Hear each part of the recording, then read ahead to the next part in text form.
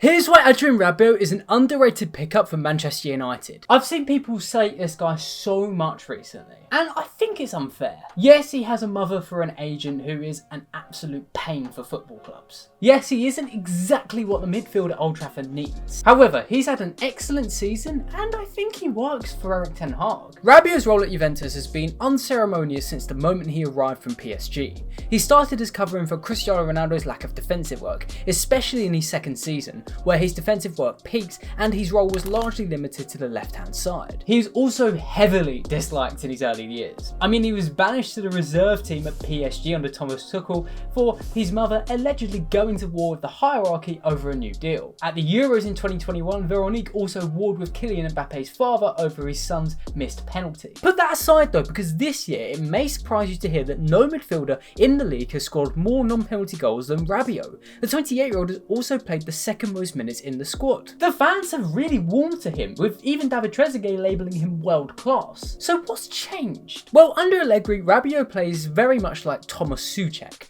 In build-up, he tends to hang further forward, playing almost exclusively in the middle third. The goals he scores though showcase what is a genuinely excellent understanding of space, whether that is drifting into the box with a good run or positioning well on a set piece and leaping high. Rabiot is an awkward threat in the penalty box. Seriously, he manages physicality with a really intelligent way of playing. 4 of his goals in the league have been from headers, but he's more complete than that. Andrea Pirlo even said he'd rarely seen a player so complete technically and physically. And defensively, there's room to be excited too. Rabiot may not rank high for tackles and interceptions per 90, and that's mainly because he isn't pressing opposition players. He works again to cover space in midfield or in defence as Juventus retreat. It can be hard to quantify this, but it does showcase in games bursts of excellent defensive work rate. This analysis hasn't really touched on what he's like on the ball either, and that's a little hard to measure since his game revolves around not really being on the ball so often for a midfielder, but his progressive carry stats do rank well. So, the fit at United? Still a bit tricky. Manchester United are in desperate need of a midfielder who can work well in the first phase.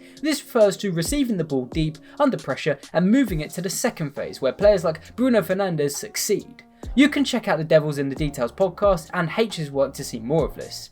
Rabiot doesn't operate in this first phase. He's not a solution to this problem. I won't pretend like he is, but he is such a troublemaker. Like I said, from corners, he's just a complete nuisance, and that could be helpful to United. They have created just 2 goals from dead ball situations this league season. He offers something different to the current midfield, physicality in a different way to Casemiro, and the Frenchman is versatile as we already explored. He could be subbed on in certain games or used for tactical solutions in bigger games. Say Ten Hag wants to exploit an opposition's right hand side. Rabiot can be used to help bring balls down in that area and be a little more secure in possession than a normal winger. I haven't even mentioned he's going to be a free agent this summer. With everything considered and not just the headline grabbing issues off the field, I'd actually rate the move an 8 out of 10.